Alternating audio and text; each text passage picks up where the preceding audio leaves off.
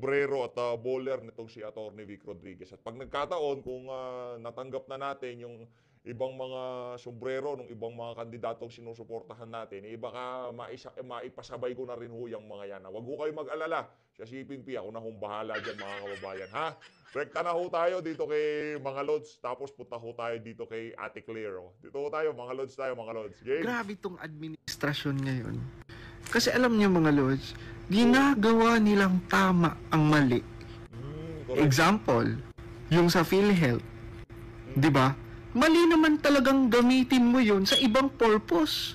Pero kung papakinggan mo ang Marcos sa admin, gusto nilang itatak sa mga Pilipino na tama lang ang kanilang ginawa, which is mali. Pangalawa, yung ayuda. 'Di ba? Na imaginein mo, nagagamit na yun, 'di ba? For vote buying. And hindi okay na puro ayuda. Pero pansinin mo, ang ginagawa ng gobyerno, pinaparamdam nila sa atin na okay lang yung ayuda. Sabi pa nga ni Tambaluslos, ayuda is justice.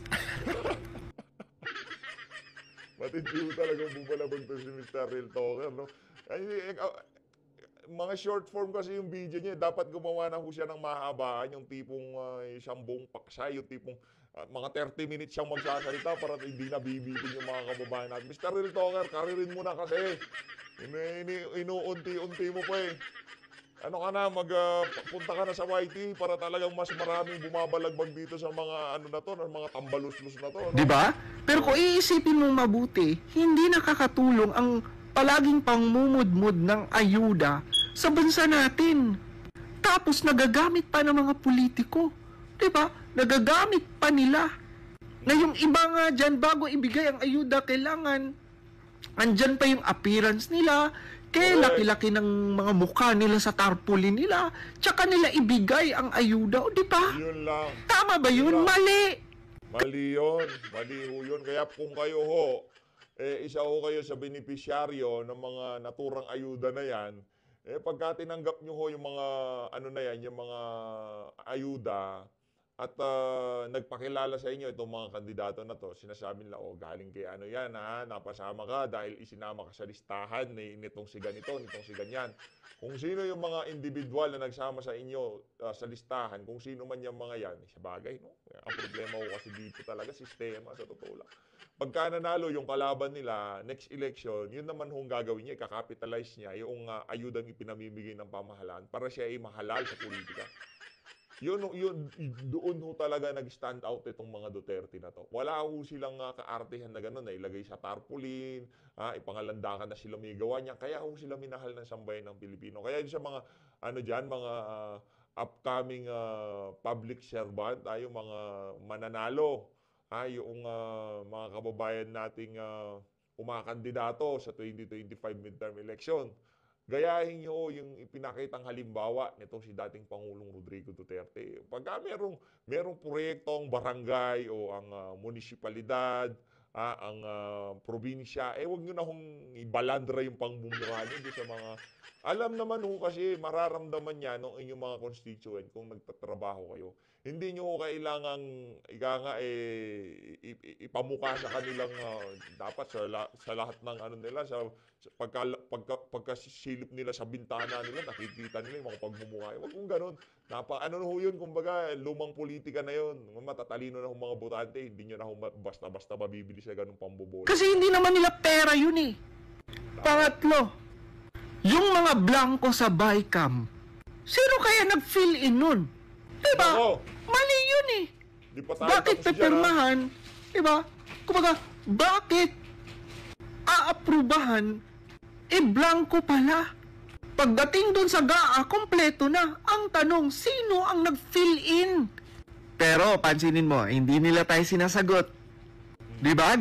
Hanggang sa ngayon, tanong pa rin ho yan na hindi nabibigyan ng kasagutan. Kaya, nga, hanggat maaari, talagang sinusundot ho natin yung issue ng budget na yan. Ngayon, pinapasadahan ho natin para talagang hindi mawala sa kaisipan ng ating mga kababayan kung anong klaseng panluloko ang ginagawa ng administrasyon na to sa sambayan ng Pilipino. Hanggat maaari, at least, Kada isang video, pasadahan ho natin yung ano na yan, yung issue ng budget na yan, na mapahanggang sa ngayon, wala pa rin hong nabibigay na konkreto kasagutan kaugnay sa mga katanungan na ibinato nitong si Congressman na Isidro Ungab at nitong si Attorney Vic Rodriguez. Ginagawa pa rin nilang tanga ang mga Pilipino at pinapamukha ng admin ngayon na wala silang ginawang mali. At ito malupit, pang-apat, pinapatahimik nila ang against sa kanila at bumabatiko sa kanila. Yun. Hoy, for your information, empleyado kayo ng gobyerno. Naninilbihan kayo sa mga Pilipino. At kami ang nagpapasweldo sa inyo. Kaya may karapatan kaming bumatikos, maghayag ng aming opinyon, at sitahin kayo sa mga katarantaduhan nyo at kabulastugan nyo. Pero ano ang ginagawa ng Marcos admin ngayon? Oh. Pilit nilang minamindset sa mga Pilipino na fake news, fake news, fake news yung mukha nyo. Diba? Ang Marcos admin ngayon, magulo, ang kalat-kalat, diba? Ang daming Masangsang, ang daming issue, no? Siguro dahil sabi nitong si Marcos Jr., kaugnay ho doon sa kay J. Russo, Digital 8 to, siguro mapapabango ako nito sa ano sa publiko, no? Kasi ano to, sa PR talaga nagtatrabaho to. Kahit i-hire nyo pa lahat ng PR, ano ho yan, hindi po forma yan. Talagang titignan pa rin ho ng ating mga kababayan yung ginagawa nyong trabaho. skandalo. Kaya sa mga Pilipino, gising-gising, no? Imulat Gising. natin yung mga mata natin. Papayag ba tayo na gawin nilang tama ang mali? Papayag ho ba kayo mga kababayan na gawing tama ang mali? Tayo dito sa PH Update, hindi ho tayo papayag. Kaya nga, hanggat maaari, pinapakilala ho natin yung ating mga kandidato. Hanggat maaari, pinapamemorya ho natin sa ating mga kababayan yung mga kandidato na sigurado na pagka napunta sa Senado, hindi ho sila papayag na gawing tama ang mali. Payag ho ba kayo doon? Napakaganda ng ano na yun. Huwag gawing tama ang mali. Ganda ng slogan natin na yun. Pwede yun sa ano, huwag gawing tama ang mali. Diba? Itong administrasyon na to, yan ang libangan nila ngayon. Kung paano nila matitwist lahat ng kaganapan na pabor sa kanilang interes. Ika nga. O ngayon naman, dito na ho tayo. Siyempre, hahagurin ho natin to eh. Hindi ho natin pasadahan itong si Geng Geng Network, di ba? Itong kapartner ng ano, itong Geng Geng Network, kapartner ho ito ni J. Ruiz. Si Toyo, hindi ko naman boss yan eh. Si Toyo, nag-aano ho yan, nagpe-perform, meron TV show, diyan sa, ano ito, yung diyan sa Studio 8, Digital 8, o kung ano mang pangalan ng 88. Eto, pakinggan nyo natin, game. Meron nung silang ipagmamalaki dito eh. Pakinggan nyo ito mga kababayan, game. Sir Jay. Oh. Oh. Oh.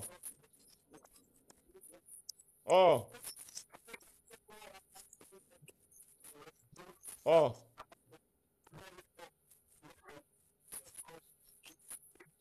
Ayun, ano ibobola? Anong tawag sa kanya ni Boss Toyo? Sir Jay. Game. Ano ibobola natin, Sir Jay? Nako, yari tayo dyan. Naba. Ito naman si Boss Toyo, nagsasalita pa itong si Sir J. Ruiz, binibida pa yung nakuhang kontrata sa PCSO, sabat ka ng sabat. Ako pwede kasi reaction video to, pero dyan nagsasalita si Presidente, huwag kang makialam, huwag kang sabat na sabat. Ito talaga si Toyo, galing pagdating sa programming. Talagang presidente dati nga, no? Siya yung time slot, ganito yan, dyan lalabas yan, mahusay ito si J. Ruiz. No, magaling. Pero ito nga kung noon na wala ka pa sa pamahalaan, nakakakuha ka ng ganyang kalaking kontrata sa PCSO, kumusta naman ho kaya ngayong nasa loob ka na ng PCO? Di ba? Geng Geng, sa Geng Geng Network. Mapapanood yan sa Geng Geng Network. Oh.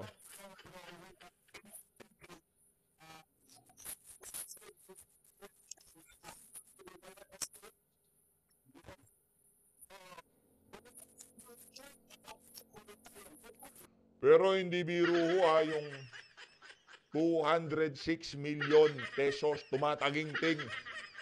Tapos ang gagawin nyo lang, ibobola yung mga pambobola ng PCSO, no? Ba't pa kayo na bumubola? Mga kaibigan lang naman ni Tamba at ni Lisa na nanalo dyan. Tanungin natin itong si J. Ruiz kung sa bagay, kahit di siya tumaya, para na rin siya nanalo kasi 206 million ho yun mga kababayan. Nako.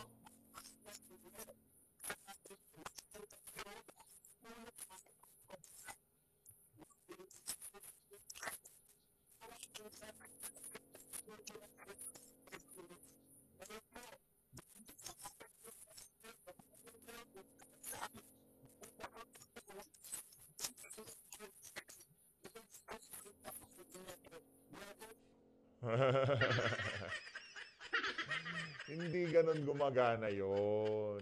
Ano yan eh, pagka ikaw, ma- eh, pagka ikaw galing kang social media, magi-guesting ka sa mga TV shows, iimbitahin ka, tatanungin ka kung ano yung mga content mo, yung bibenta ka doon. Pero dalawang magkaibang teritoryo kasi ho yan, yung social media at mainstream media. Yung mga nasa social media, yun ho talaga teritoryo nila. Pagka nasa mainstream social media ka, pumunta ka ng mainstream media, minsan gumagana. Yung pa commercial, okay lang yun eh. Pero yung magkaroon ka ng pirming show, taliwas yun doon sa idea ng pagiging content creator. Kasi content creator parang ano ho yan kumbaga biglaan yung tipong kung anong maisip mo. Yung kasing gusto ng tao, hindi yung scripted. Kaya sumisikat yung mga content creator. Kasi ano sila yung parang reality show ba? Pero pagkaya ang mga yan, dinala mo na sila sa mainstream media, yung transition, hindi kasi hindi sila na-train sa pagiging host, pagiging artista. Hindi, kadalasan hindi natin sinasabing hindi bebenta. Pero maraming nag-transition from vlogger to artista. From artista, yun pwede silang mag-vlogger. Pero from vlogger, tapos bigla kang mag-aartista. Kadalasan, di ho yan bumibenta. Pero kung artista ka tapos mag-vlog-vlog ka yung pang-araw-araw mo yun kasi gusto ng mga viewer sa social media. Pero pagka yung mga nasa social media, dinala mo sa mainstream media, dinala mo sa show na ganyan, parang feeling ko hindi bumibenta. Kumusta naman pala itong Geng Geng Network? Kumusta sila Wamos, yung mga nagsushow dyan saan ba sila pinapanood? Pinupuntahan ba yung Geng Geng Network para, puntahan ko si Wamos? Hindi. Hindi ko ganun. Para sa akin, hindi ganun gumagana. Pwede tayong mali pero hindi ko alam kung anong pag-aaral ang ginawa nila dyan, kung bakit sila umabot dun sa punto na gagawa tayo ng TV show na parang TVJ, ganyan, yung tipong merong sugod bahay, tapos ang mag-host, mga vlogger. Hindi ko alam kung pasok ba sa panlasa ng Pilipino yun. Iba yun sa pagbablog. Pagbablog, nakikita ng yung mga chismosang Pilipino, curious sila kung ano na nangyayari sa buhay mo. Pumupunta sila sa mga Facebook page, sa mga account nyo, di ba, sa mga content na ginagawa nyo. Kasi, walang filter nga. Yun yung gusto nang makita ng mga manonood nyo. Doon kayo nakilala. Kaya pagka pupunta kayo dyan sa kanyang klaseng larangan, hindi masyadong ganun bumibenta. Pareho ng mga Geng Geng Network.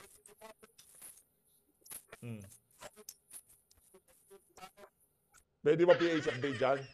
Bigyan nyo akong airtime.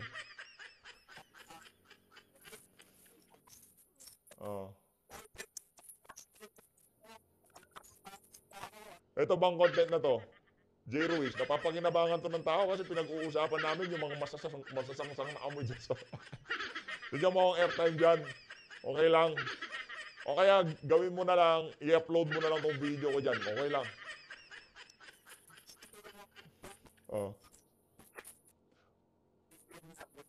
Yun, Geng Network. Ayun naman, mga kababayan. Ay, yarin lamang nabida na ni Jay Ruiz, naghihikayat siya ng mga vlogger, ah, binibida niya yung pagbola ng PCSO diyan sa Geng Network, diyan sa ano. Ngayon, ito ho mga kababayan, meron ho siyang pagpapaliwanag dito. Mamaya ho natin pasadahan dito kay Ate Claire, ha? Dito ho muna tayo. O, game, dito, Kaya game. malakas ang loob ko. Humarap sa Oh. inyo ngayon kahit saan tayo magpunta. Oh, Hindi ako ang ang yabang mo kanina. Binibida mo, pasiyar-siyar pa yung si Toyo sa'yo, ha? O, ngayon, may-ari ng Digital 8. kahit saan daw ho tayo mapunta, hindi siya may-ari. Pero siya presidente, siya nakapirma. Siya ang tinatanong ni Toyo. Siya yung naglalagay ng programming, pero hindi siya may-ari. Pakinggan nyo maayos, ha? Pakinggan natin maayos. Kaya malakas ang loob ko. Humarap sa inyo ngayon kahit saan tayo magpunta. Oh, Hindi ako ang may-ari ng Digital 8. relax ka lang. Baka mabasag yan lamesa sa kakapukpok mo na yan.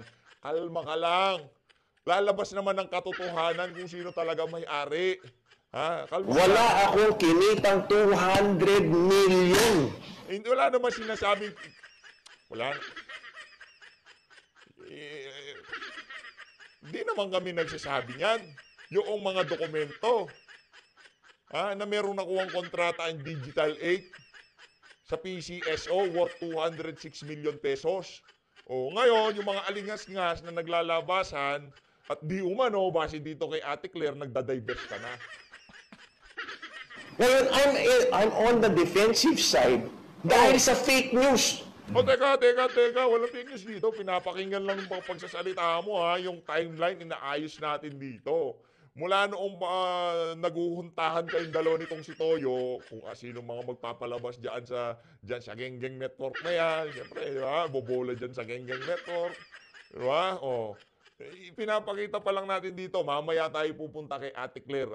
Ikaw muna magsalita. In fact, I am giving credibility by answering this fake news. Sir, do you Ang mas masakit nito, kilala Hindi. Alam ko kung anong mas masakit. Ang mas masakit dito, alam mo? Alam mo anong mas masakit dito? Game na game ka na maging PCO secretary. Yung mga perks na kasama ng pagiging secretary, yung makukuha mo sa pamahalaan, talagang game na game ka na eh. Ang dating parang nabubulilyasin yung mga plano mo. Hindi ka pa nag-uumpisa na kung pinapabagsak ka na. At hindi kami ang nagpapabagsak sa'yo, Brad. Hindi nga kita kilala, buwisit ka eh. Ang problema dito, naglalabasan yung mga dokumento at testimonya na talagang ano ka dyan, isa ka sa mga boss at yung impluensya, grabe no, ganun lang, Digital 8, hindi man ho kumuha ng kontrata ang PCSO doon sa mga kilalang mga network na talagang pagka bumola ka diyan, sigurado maraming makakapanood at sigurado maraming tataya. Pero nakuha ho nitong Digital 8 nitong si Jay Ruiz na merong Geng Network, anak ng to kasi nanonood dyan. Pero nabigay sa kanya. Ang tanong bakit? Di ba? Hindi, nabigay sa Digital 8. Ang tanong bakit? Ganun na ho ba siya kalakas? Yung lakas ho ba niya na yun din ho ba ang naging dahilan kung bakit siya ginawang PCO secretary? Kayo na hong bahalang umusga dyan. Pinapakita lang ho natin ang video. Baka sabihin nito si Jay Ruiz, masyado tayong harsh sa kanya. ako, yung mga may-ari na yan. Si Hil Kabakungan, Ray Marfil, si Hil na kasama ko sa House. Si Ray Marfil na kasama ko sa Senate. Pare, ano lang ba naman tawagan niyo ako? Bossing, ito telepono ko. Ayan o, dalawa. Oo, pag may meeting, ginalagay sa kinukuha. Boss, tawagan niyo ako. Boss, Kinukuha na pagka may meeting. Bakit merong nagre-record? Pagka daw may meeting, kinukuha na yung mga cellphone. Baka pag meron nagwa-WhatsApp. Kasi baka kung ano-ano kabalbalan pinagsasabi nila dyan sa mga... totoo ba to? O pare, totoo ba to? Ang problema dito, kung yung mga pare mo, ilinabas yan, malamang sa malamang maraming galit sa'yo. Baka nuknukan ka ng kayabangan, Jay Ruiz. Sabagay, doon pa lang sa birada mo dito kay Toyo, Dito pa lang sa angas mo dito, talagang magkakaroon na ng bola ng PCSO. O yung bigla-bigla dito, hindi ako may-ari, anak ng toko, ano ba talaga? Ikaw umaano ka na, bumibingo ka na, Brad. Walang ganun eh. Walang It's ganon. basic in journalism. You get both sides.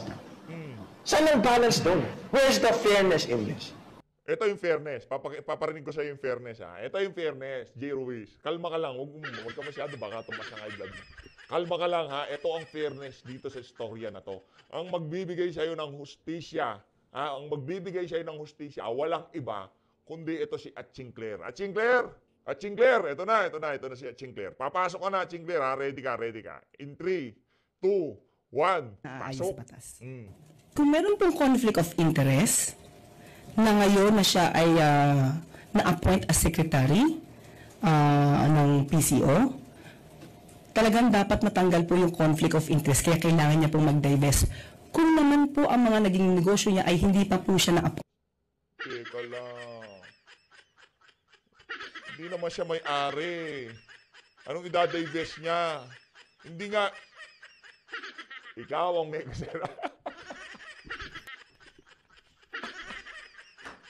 Lahat ng kabantutan na nangyayari ngayon sa Malacanang, wala ho tayong dapat sisihin. Kundi yung mga di ba sinabi ko na sa'yo, yung mga dapat hindi sagutin, huwag nyo na sagutin. Kasi matagal ho tayo nanonood ng Malacanang press corps. Yung press corps na dyan sa Malacanang. Araw-araw ho yan, nung panahon ni Tatay Digong. Marami yung tanong na hindi sinasagot ng mga tagapagsalita. Hinahayaan lang nila. Kasi mamamatay yan sa ayaw sa gusto mo eh. Meron nga ang isyong napakainit, pilit pinapatay. Yung pa kayang issue lang na mga ganyan. Yung problema, baka galit ka rin kay J. Ruiz. Nagkakaroon na ng politika sa loob ng PCO. Baka gusto maging PCO secretary. Nako, yari tayo dyan. Yan ang problema natin ngayon. At dito sa bahagi ng video natin na to, siyempre, papabalagbagin na natin itong si Binibining Maharlika. Sa mga nagtatanong, kung bakit daw tayo nakaputi ngayon, siyempre, meron tayong inasigaso, mga kababayan, di ba? Paminsan-minsan, dapat meron tayong inaasikaso. Marami na nung nagtatanong dyan, ang bilis manibago. Ito, game. Sinungalingan na nagkaroon daw ng allergic reaction ang Nako, FESLAC ng nanay niya. Ito yung pagmumukha nitong si Kokak na parang binuntal. Di ba parang binuntal kahapon yung pagmumukha nitong si Lisa? Ngayon, ito na ho talaga. Sinabi ni Sandro na kesyo, severe, grabe na yun, severe allergic reaction daw yung mukha na yun nitong si Kokak. Niyang itot-itot.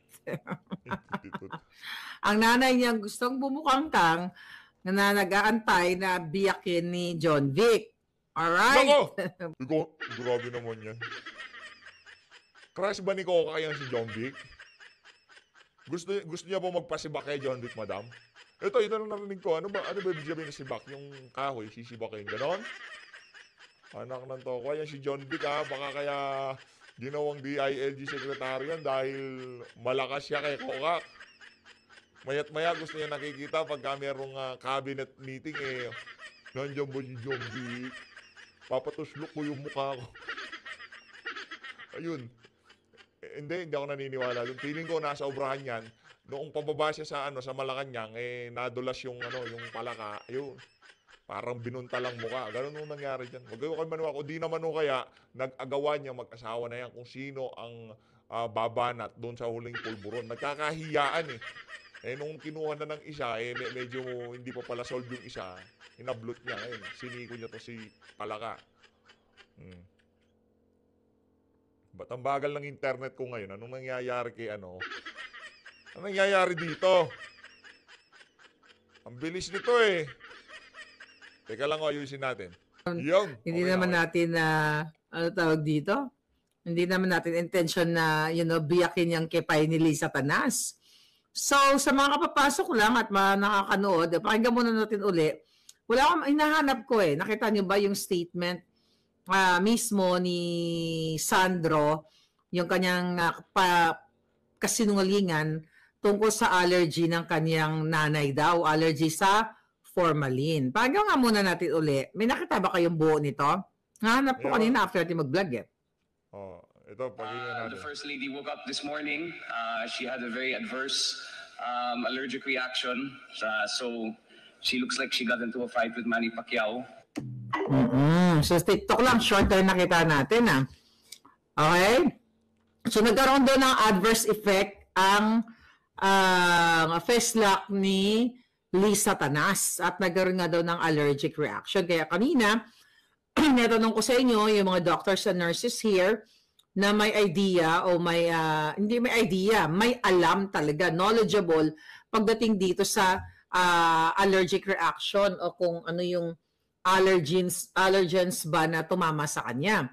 Kasi, actually, naikwento ko na yata sa inyo, ako in 2000, I'm not sure kung mga around early 2000, no? 2003, nagkaroon talaga ako ng almost anaphylactic shock. At muntik na ako mategi. Nakatira kami sa Quezon City, may kwento ko lang sa inyo. Kasi ginagawa nga tayong, hi Carlo Castro, ginagawa ni Sandro, na nagpapakalat ng fake news, yung gago na yan, ginagawa niyang mangmang yung mga medical, professionals. Like me, like you. Ngayon, balikan ko lang, in early 2000, nagkaroon ako ng matindi talagang allergy. Sabi ko nga sa'yo, nagmukha akong 75 years old. And during that time, ang alindog ko, teka lang, ilan taon na ba ako noon? Kung mga 2000 yon, so, 20 plus lang ako. 'Di ba? Ang alindog ko, bagets na bagets. Yes, live tayo ulit. So 20 plus ng alindog ko, ikukwento ko lang sa inyo para ma-debunk natin ang kasinungalingan ni Sandro tungkol sa allergic reaction na yan. Yan. Kasi mga palaga, tatanungin natin sa kanya, sa kanilang mga kasinungalingan, saan allergy ang nanay mo? Sa formalin? Sa buto? O saan siya allergy? Baka iba yung pinang-inject sa kanya, madam. Baka, diba? Saan siya allergic? Di ba mga palangga? Saan siya mayroong allergic reaction? Sa formalin ba? Sa buto? Bakit nagkaroon ng adverse effect? Nung tinuslok siya ni Dr. A, ano ba yung components ng formalin? Ano ko lang yun, term ko lang yun. Ano yung components ng in-inject sa kanya? Magpaliwanag kayo. Ha? Di ba kasi kulang iputol? Saan siya allergy ba siya sa sihipon, sa peanut butter, sa mani, di ba? Ganun yung mga usually nga allergens na very common allergic reaction. Ngayon, ano ba yung mga common? Yung iba, merong, ako, lahat naman ng pagkain, kinakain ko. Merong iba, allergic sa itlog, sa gatas, minsan may mga ganon, sa isda, sa seafood, mga ganyan. Or baka mamaya, mga kababayan, may natira siyang may natira siyang droga or something. Di ba? Pwede siya nakatira, tapos nagkaroon ng adverse effect. Kasi yun ang sabi nila eh. Ayun ang sabi ni Charis, na nagkaroon daw ng adverse effect yung kanyang nanay na, baka nga boto, nagkaroon ng adverse effect. Ngayon, yung sa akin, ikukwento ko lang, ha? Tandang-tanda ko kasi talagang akala ko, ang sabi ng doktor noon, na late lang ako ng 15 minutes, ay natsugi na ako. Ay, natatandaan ko, EpiPen o epinephrine yung tinarak sa akin. Kasi papunta na ako sa kamatayan eh, di ba? Hindi pa pala ako sinadyang mategi dahil nandiyan kayo, nag-aantay sa akin. So like middle of the night, siguro mga 2-3, kami lang noon eh, dalawa ng chikiting patrol ko noon eh. Dalawa yung chikiting, tapos wala yung jowa ko, nag-aararo. Nagtatrabaho siya. So, nagising ako sa gabi, sa madaling araw, parang may kumagat sa akin. Parang, may hindi na maas yung kumagat sa akin. So, parang insekto. So, ngayon, talagang nangati ako ng bonggang-bongga palaga. Sobrang, so yung kumbaga, pinapaliwanag natin sa inyo, saan allergic si Lisa? Saan siya may allergic reaction? Sa buto, sa insekto, sa ahas, sa zebra, sa sawa, saan siya? Saan siya merong ganon? Or saan pa ba? Bubuyog. Di ba? Yung bubuyog, pag kinagat ka, talagang mamumula ka ng bonggang-bongga. Or yung mga langgam na may mga kamandag or something. O, so yun ang papaliwanag natin. Kaya nga tinatanong ka pag pumunta ka sa doktor, di ba? Meron ka bang latex allergic reaction? Allergy ka ba sa rubber or something? Di ba pag pumunta kayo ng doktor, di ba kung ano-anong mga allergy ka ba sa, may allergic reaction ka ba sa penicillin or any drugs or something? So yan ang tinatanong sa'yo. Katanungin natin si Sandro Sinungaling kung saan na mayroong allergic reaction yung kanyang nanay. Kasi sa case ko, yun, insect bites or insect sting, you know, tinusukan ako. So nangati talaga ako ng bonggang-bongga, aray, hindi masakit. Katol, nagsimula sa hit, sa legs, tama ba? Halos malapit sa ankle. Kati, pati potay ko, ginapangalot ko na pati. Totoo yun, ha? Ang potay, ang giti, tanan-tanan, ginakalot ko na hanggang sa gano'n. Hanggang sa yung ulo ko, ang kati-kati na ng bonggang-bongga. Tapos parang, you know, pagtingin ko sa salamin, nagbuka akong, at that time, I was like 24, 25, o diba? Batang-bata. Oh my God. Kung maibabalik ko lang nakaraan. So talagang nangati ako, talagang bulging and everything, bulging ang beauty ko. So ngayon, tinawag ko yung Mudrakells ko. Sabi ko, bantayan mo yung mga chikiting. Sabi ko kasi, during that time, may bantay pala yung mga bata. Nagpasama pala ako. Nag-tricycle lang kami ng bonggang-bongga. Siyempre, mayaman ako. Tricycle yung service ko, di ba? So, pumunta kami dyan sa Quezon City. Okay? Quezon City Hospital. Okay? Dyan sa may Bago Bantay. O, di ba? Ininjectan ka agad ako ng ipiniprint ng doktor. Kaya, syempre, kasi yung adverse effect na tinatawag mga palangga, pwede ka talagang malagatan ng hininga anytime. At saka yung itsura ni Lisa Tanas, if you talk about adverse effect, yung condition niya, severe yun. Nabanggit ba ni Sandro na severe? Tika lang ha, sandali lang ha. Sabi ng gago niya, tignan natin. Sinabi niya ba severe? O, tignan natin. Oh, ba't nawawala na naman to? Oh, wow. Tara mo, ba't nawala yung mga message ko? Oh my gosh. Ito talaga ang problema. Hala. Kaon lang natin to dito pala sa kabilang phone. Ang hirap kasi ng maraming signal. Ay maraming telepono. Okay, ito natin. Pakinggan natin kung sinabi niyang severe. The First Lady woke up this morning. She had a very adverse reaction. Severe. Okay. So anyway, di ba? So, based sa statement niya, malala.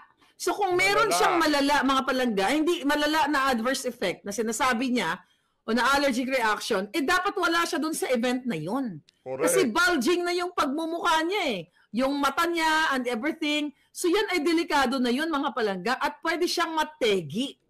Life-threatening yun. Kaya nga, di ba ako, sabi ng doktor, sabi niya kung na-late ka lang ng 15 minutes, you know, sabi niya, tegi ka na. Buti na lang, during that time, di ba, that was early, wala pa akong idea sa nursing, di pa ako nag-aaral nung time na yon. So, kung 2000, siguro mga 2002, 2003. So anyway, mga kababayan, tandang-tanda ko ang sinabi sa akin ng doktor, buti pumunta ka. Dahil kung na-late ka lang ng 15 minutes, tegi ka na. Pero kay Lisa Tanas, para siyang binugbog. Sabi nga niya, sabi nga ni Sandro, parang nakipagbugbuggan siya kay Pacquiao, di ba? Oh, bakit nandoon pa siya nag-party-party? Ibig sabihin, tanga yung mga doktor, yung mga nakapaligid sa inyo?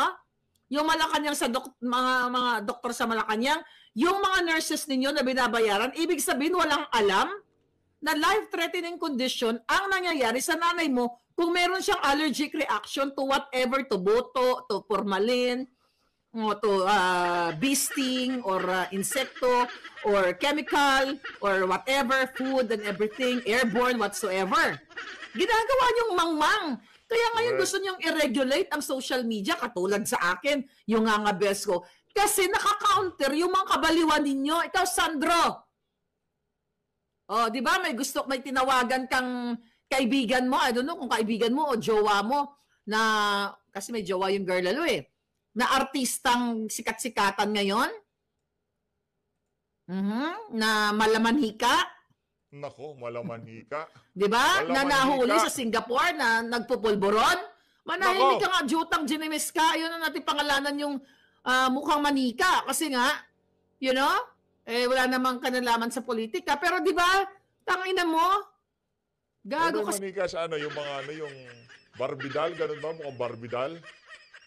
Naku, mukhang barbidal. Sinungaling ka, sasabihin mo may adverse effect ang nanay mo. Eh yung tinawagan mo sa Singapore, gusto mong areglohin yung mukhang manika mong kaibigan dahil nahuli, dinrug test sa Singapore. Eh ngayon, ano doon? Ban na forever sa Singapore. Naku. Ginagamit mo yung power mo, di ba? Hindi pala ginagamit, gagamitin mo. Well, ginagamit mo. Ang power mo, di ba? Yung mukhang manika, anong ginawa? In-A to-A, airport to airport. From Singapore, in-escortan ng, hindi ko nga alam, sa Singapore, bitay dapat yun, di ba? I don't know kung ano Correct. nangyari.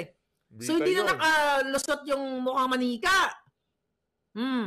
Ibinalik sa Pilipinas dahil nahulihan ng mga residue